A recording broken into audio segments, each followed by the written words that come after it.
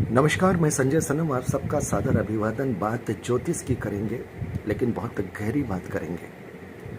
जैसे ही गुरु का, शनि का, राहु का, केतु का किसी भी राशि में संचरण होता है, वो किसी नई राशि में प्रवेश करता है, तब उस वक्त उन ग्रहों से संबंधित घटनाओं की संभावनाओं की चर्चा सोशल मीडिया के प्लेटफॉर्म पर होने लग जाती है। और वो चर्चा अक्सर होती है आपकी जन्म राशि के आधार पर एक बात मुझे बताइए, कई बार ये कहा जाता है कि फला राशि हो जाएगी मालो माल। क्या उस राशि के जातक वाकई में माला माल हो जाते हैं? और जिस राशि के लिए अलर्ट जारी किया जाता है, क्या उस राशि के सभी जातकों को दिक्कत होती है, मुश्किल होती है? यह नहीं हो सकता, क्योंकि चंद्रमा मन का कारक है। मन का कारक होने की वजह से जो स्थितियां परिस्थितियां घटित होती है, वो विशेष रूप से मन में होती है। किसी भी घटना के संदर्भ में आपके मन में चिंता, आपके मन में अपेक्षा, आपके मन में व्यथा, यानी चंद्र राशि, आपकी जन्म राशि आपके मन को विशेष रूप से व्याख्यात करती है। और उसके साथ चंद्रमा माता का कारक होता है, तो प्रभाव माता और आपके मन पर विशेष रूप से पड़ता है। हमारे यहां सिर्फ चंद्र राशि यानी जन्म राशि को देख करके किसी को मालामाल कर दिया जाता है और किसी को तंगहाल कर दिया जाता है। लेकिन वस्तुतः क्या होता है, सिर्फ जन्म राशि से घटनाओं का निरूपण नहीं किया जा सकता, लगन भी उसके साथ जुड़ना चाहिए। अब आप देखिए, कल शनि महाराज मीन राशि में प्रवेश कर चुके हैं और मीन राशि में तकरीबन 5 से 6 ग्रहों का जमावड़ा है। सिंह राशि के लिए बहुत बात हो रही है, इसलिए हो रही है क्योंकि मीन राशि से अष्टम स्थान में सिंह राशि है। तो सिंह राशि के जातकों के लिए आवश्यक सावधानी, चेतावनी, अलर्ट की बात सोशल मीडिया के प्लेटफॉर्म पर पिछले कई महीनों से चल रही है। चंद्रमा की राशि के आधार पर अलर्ट ठीक है, लेकिन क्या सिंह राशि के सभी जातक परेशान होंगे? क्या सिंह राशि के कुछ जातक मालामाल नहीं हो जाएंगे? अगर हम जन्म लगन से बात करेंगे और हम वहां पर देखेंगे कि सिंह राशि कहां पर आ रही है। जैसे मैं आपसे एक बात करूं कि वृषभ लगन जिनका है, भले ही उनकी सिंह राशि हो, लेकिन उसके बाद में भी ये जो शनि का गोचर है उनके लिए बड़ा शानदार रहेगा। राशि तो उनकी भी सिंह है, लेकिन लगन वृषभ है। तो वृषभ लगन के जातक जिनकी जन्म राशि सिंह यानी चौथे भाव में है, और अब शनि उनके एकादश भाव में यानी मीन राशि उनके एकादश भाव में है। एकादश भाव किसकी है?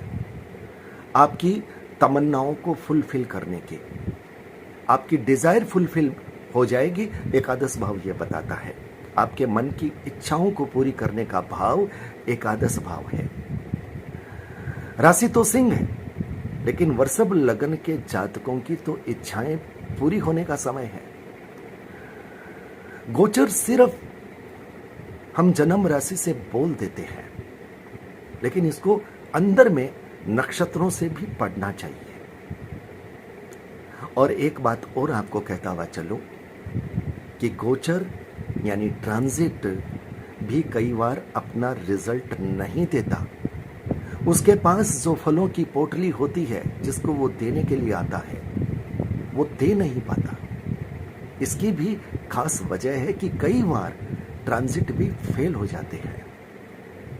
इसकी बात हम किसी अलग वीडियो में करेंगे, पर आज मैं आपसे यह बात कह रहा हूं कि जैसा कि कहा जा रहा है कि सिंह राशि के जातकों को सावधानी रखनी चाहिए। किसको रखनी चाहिए और कहां कहां रखनी चाहिए, इस पर बात नहीं हो रही। क्या सभी के लिए आठवां भाव क्रिएट हो रहा है? क्या सभी के लिए ऑब्स्ट्रक्शंस हो रहे हैं? सभी के लिए रुकावट हो रही है? क्या सभी के लिए एक्सीडेंट, दुर्घटना की संभावनाएं बन रही है? ऐसा नहीं है। मैं आज वृषभ लगन की बात कर रहा हूं। वृषभ लगन के वे जातक जिनकी राशि सिंह है, और मैं कह रहा हूं उनके लिए ये 2.5 साल बहुत शानदार है। अब आपके मन में ये आएगा कि एकदम विपरीत बात करना, कहीं व्यूज अट्रैक्ट करने के लिए, लोगों को वीडियो तक लाने के लिए, जी नहीं, तर्क के साथ बात करेंगे। मीन राशि में शनि महाराज हैं, अभी राहु हैं, अभी बुध हैं, शुक्र हैं, सूर्य हैं और चंद्रमा भी है। 9 ग्रहों में से 6 ग्रह मीन राशि में है। और यह बात बिल्कुल सच है कि जब 2 या 2 से अधिक ग्रह बहुत क्लोज डिग्री में होते हैं तो वहां पर कुछ घटनाएं होती है, इवेंट्स होते हैं, अच्छे बुरे। वो उस हाउस पर इफेक्ट करता है। लगन के आधार पर वो हाउस कहां पर है, दशा कौन सी है, क्योंकि दशा एक्टिवेट करती है। वृषभ लगन के जातकों के लिए ये 2.5 साल अच्छे क्यों हैं? भले ही उनकी राशि सिंह है, उनकी जन्म राशि से अष्टम स्थान में शनि महाराज का गोचर है, उसके बाद में भी वृषभ लगन के जातकों के लिए ये गोल्डन पीरियड है, मुझे लग रहा है। और लग रहा है तो क्यों लग रहा है, चलिए थोड़ी सी डिटेल में चलते हैं। मैंने कहा कि सिर्फ राशि की बात करने से ज्योतिष पूरी नहीं होती। नक्षत्रों की गणित बहुत महत्वपूर्ण भूमिका अदा करती है। मीन राशि में नक्षत्र कौन से हैं? मीन राशि में 0 से 3 डिग्री 20 अंश तक बृहस्पति का नक्षत्र है। वैसे देखा जाए तो बृहस्पति यानी गुरु ग्रह वृषभ लगन के जातकों के लिए कारक नहीं है, क्योंकि वृषभ लगन के जातकों के लिए उनका ग्रह है शुक्र। ये भी देव हैं, गुरु हैं, असुरों के देव हैं। और ये बृहस्पति जिनकी हम बात कर रहे हैं वो देवों के देव हैं। वृषभ लगन के जातकों के लिए गुरु अष्टम भाव के स्वामी हैं और एकादश भाव के भी स्वामी हैं। अब अष्टम भाव के साथ एकादश भाव जुड़ गया तो इसका मतलब कुछ व्यवधान, थोड़ी बाधा विघ्न आ सकती है, कहीं थोड़ा सा असंतोष हो सकता है, लेकिन उसके बाद भी डिजायर फुलफिल होने का वादा तो ये गुरु भी कर रहा है। तो 0 से 3 डिग्री 20 अंश तक गुरु है और गुरु अभी गोचर में चल रहे हैं वृषभ राशि में यानी लगन में। अब आप ये देखिए कि वृषभ लगन के जातक के लिए ये जो गोचर बन रहा है 1-8-11 का बन रहा है। 1-8-11 का मतलब थोड़ी बाधा विघ्न लेकिन सफलता की गारंटी तो साहब ये ग्रह दे रहे हैं। मैं कौन होता हूं देने वाला? नक्षत्रों की गणित दे रही है। उसके बाद 3 डिग्री 20 अंश के बाद में जब शनि महाराज शनि के नक्षत्र में प्रवेश करेंगे, 3 से 13 डिग्री 20 यानी 16 डिग्री 40 अंश तक जब शनि के नक्षत्र में चलेंगे तो वृषभ राशि के लिए तो शनि कारक हैं, 9वें और 10वें भाव के मालिक हैं। यहां तो धर्म की बात होगी, प्रोफेशन की बात होगी, और एकादश भाव में बैठे हैं। धर्म, प्रोफेशन से संबंधित सारे मसले, जो भी इच्छाएं हैं, भावनाएं हैं, अरमान हैं, अपेक्षाएं हैं, वो पूरी करने की गारंटी तो ये नक्षत्र दे रहे हैं, शनि महाराज खुद दे रहे हैं। और उसके बाद वृषभ लगन के जातकों के लिए अगला नक्षत्र आएगा बुध का। और ये देखिए यहां पर मालामाल होने की बात आ रही है। कैसे? क्योंकि वृषभ लगन के जातकों के लिए बुध दूसरे भाव का मालिक है और पंचम भाव का मालिक है। संतान के लिए अच्छी खबरें आएगी और वाणी से धन कमाएंगे। दूसरा भाव बैंक बैलेंस है, दूसरा भाव धन है। और शनि महाराज कहाँ है? 11वें भाव में है। यहां पर शेयर मार्केट भी लाभदायक हो सकता है। आपकी वाणी धन कमाने में असरदार योगदान देगी। अब आप मुझे यह बताइए कि ये शनि महाराज का 2.5 साल का पूरा गोचर बृहस्पति के 3 डिग्री 20 अंश को अगर थोड़ा सा अलग भी कर लें, क्योंकि वहां पर स्वास्थ्य से संबंधित, चूंकि 8वें स्थान का मालिक है, 8वें स्थान का मालिक है, धनु राशि आ रही है, स्वास्थ्य से संबंधित। वैसे बृहस्पति को पेट का, लीवर का कारक माना जाता है, तो वो कुछ समस्या आ सकती है। लेकिन उसके बाद तो वृषभ राशि की क्या बल्ले बल्ले नहीं है। नक्षत्र की गणित कह रही है। अब सवाल होता है, तो क्या वृषभ लग्न के जातकों को कहीं परेशानी नहीं होगी? अगर चंद्र राशि से देखा जाए, जो उनकी जन्म राशि है, उससे कहीं परेशानी नहीं होगी? होगी। कहां पे होगी? यही तो बात है कि हम सिर्फ राशि की बात बोल करके सबको परेशानी परेशानी परेशानी कह देते हैं। हम ये नहीं बताते कि आपके इस कालखंड में परेशानी अगर आनी है तो कहां आनी है। वृषभ लगन से चंद्रमा 4थे स्थान में, सिंह राशि 4थे स्थान में, यानी माता का कारक चंद्रमा। और शनि महाराज कहां है? एकादश स्थान में, यानी माता के घर से अष्टम भाव में। पीड़ा किसको है? पीड़ा माता को है। माता के लिए यह कष्टकारी समय है। माता के स्वास्थ्य के लिए विशेष सावधानी की आवश्यकता है। और दूसरी सावधानी, 4था भाव घर का भी है और आपके वाहन का भी है। हो सकता है घर के सुख में आपको मन से कहीं थोड़ी कमी महसूस हो, आप घर से बाहर अपने आप को ज्यादा आनंदित महसूस करें।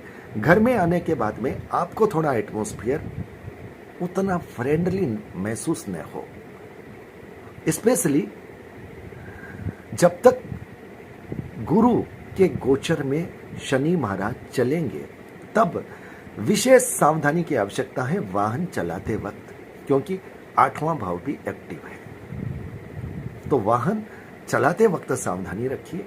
बाकी वृषभ लगन के जातकों के लिए शनि महाराज का गोचर, मैं शनि की बात कर रहा हूं, कोई भी घटना अगर घटती है तो उसमें सिर्फ एक ग्रह की भूमिका नहीं होती।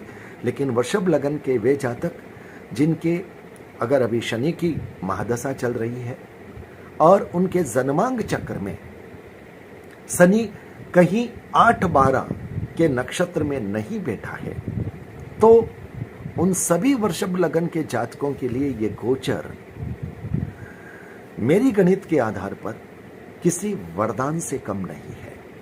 ये गोल्डन पीरियड है, ये अपॉर्चुनिटी है, ये अवसर है धन कमाने का, नाम कमाने का, सुख कमाने का।